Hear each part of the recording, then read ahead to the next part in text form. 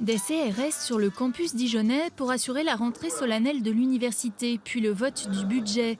Preuve de la tension qui régnait en octobre alors que la suppression de milliers d'heures d'enseignement et la disparition de la filière lettres classiques étaient contestées par les étudiants et les professeurs.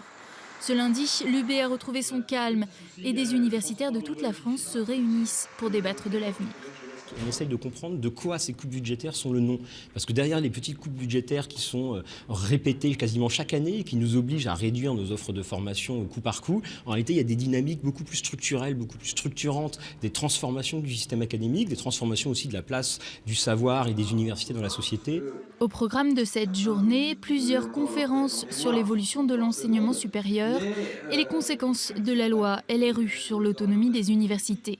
Du Havre à Besançon en passant par Limoges, les budgets des universités sont déficitaires et les conséquences identiques. On observe que dans beaucoup d'universités, il y a conséquences des réformes d'autonomie, des réductions substantielles de l'offre de formation qui finalement réduisent les possibilités pour les étudiants de choisir leurs enseignements, de suivre une formation de qualité. Et ça, c'est quand même assez grave. Les filières lettres classiques, musicologie et sciences humaines sont les plus touchées par les restrictions du fait de leurs faibles effectifs.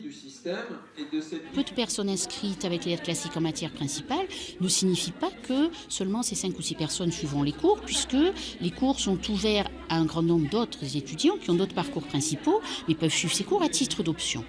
Et de plus, les étudiants qui se lancent dans un parcours principal, on amènera 90% des gens à trouver un emploi à la sortie.